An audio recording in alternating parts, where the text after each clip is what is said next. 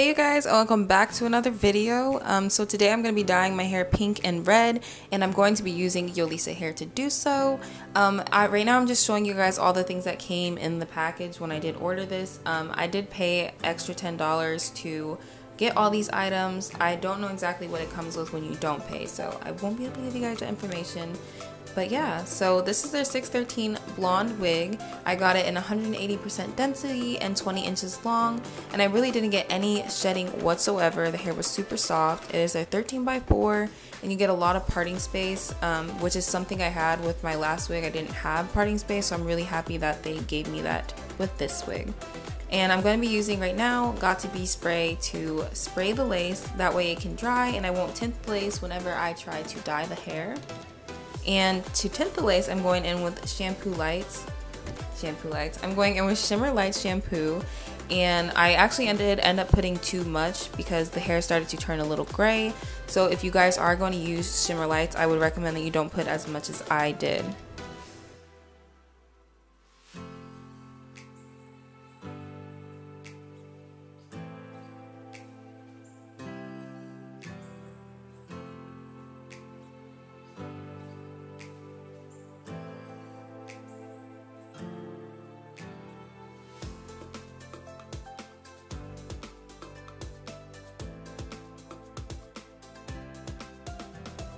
Alright guys, so here comes the fun part, and this is when I used Doris Cotton Candy Pink hair dye to dye the top part of my hair, and I did end up using a bottle and a very small amount of the second bottle because I ended up submerging the entire wig when the goal was just to do the top. The only reason why I didn't worry about submerging the entire wig was because pink is much lighter than red anyway, so when I went and dyed the red it wouldn't have affected it. So yeah, right now I'm just putting it all in, mixing it up. Make sure you're using warm water to do this. I feel like it's not very clarified in other videos. Last time I dyed my hair blue, I used colder water and my ends really didn't dye very well. There were different parts of the wig that didn't dye. So yeah, I think warm water really helps make a difference. So if you are going to try watercoloring, make sure that your water is warm.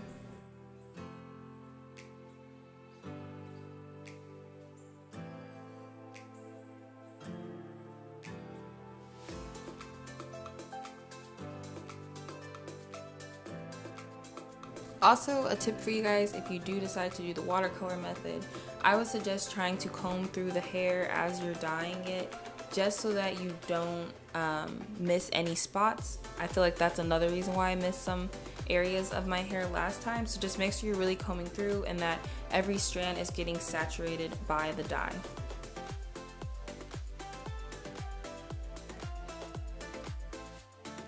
Alright guys, so I let the hair sit for about 5 minutes in that dye, and then once I seen that every single strand was, colored, I went ahead and went in with the Adore Wild Cherry Red. And I was being lazy and I decided not to switch the water just because there was really no point. The water was still warm, the dye that was in before was much lighter, and it was damn near gone. So I just went ahead and put the red dye in that water anyways. And now I'm just gonna start submerging it to see how high I want it to go. Colors like this, you want to make sure if you really want to get all that color in, you let it sit for a while. So yeah, that's why you see me going through all these strands, and then after that I will just let the hair sit in that red dye for a few minutes.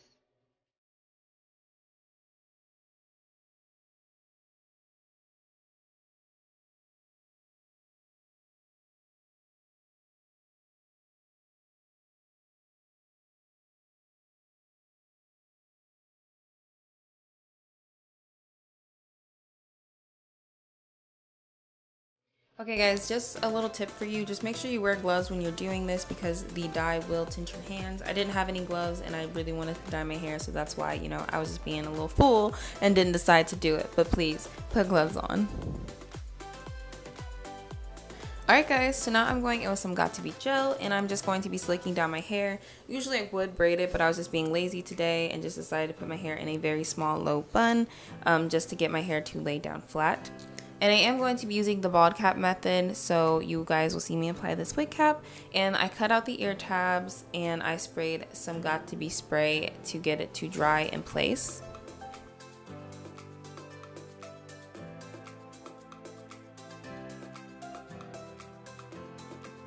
And right now I'm just gonna go in with some more Got2b gel. I actually do this step because a lot of the times when I do the bod cap method, my ear tab area will kind of come up. So that's why I like to put some gel down on top of that, just so I can avoid that. Now I'm just gonna take some shears and I'm gonna cut the cap off.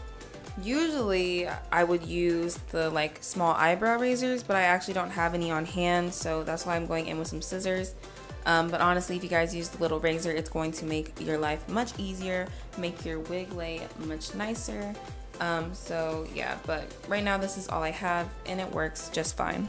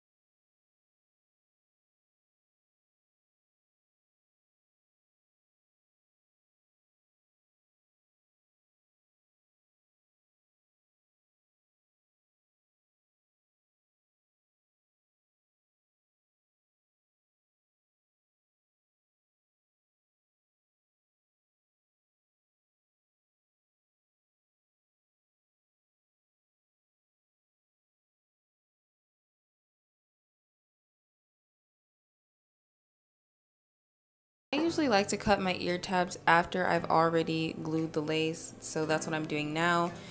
Some people like to do it before. I choose to do it after just because I always seem to mess up when I do it before. So that's what I'm just doing right now. I'm just cutting my ear tabs out so that it fits my face properly. And I'm going in with a little bit more Got2b gel just so that those side parts can really stick down. And then I put an elastic band across and I let that sit for a few minutes. Now you guys are gonna see me putting in some baby hairs. This part was kind of like hard for me. I didn't really show it in the video, but I did have to redo the baby hairs a couple times. But until I eventually got it right, but I did get it right. So yeah, but to lay them down, I'm using, again, the Got2b.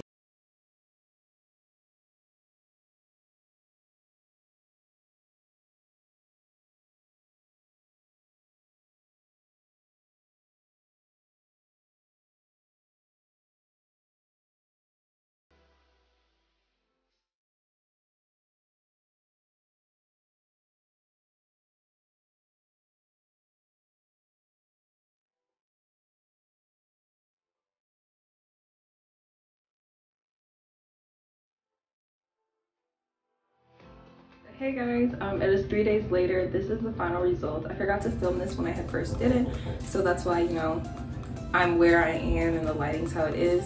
But yeah, I hope you guys like this video and how the hair turned out. I'm in love with it. I've been wanting to do this color for so long and I finally did it. So yeah, if you guys like this video and want to see more content from me, please give this video a big thumbs up and hit that subscribe button for me, and comment down below if you have any videos that you would like to see from me or if you just have anything to say. And I will see you guys in my next video.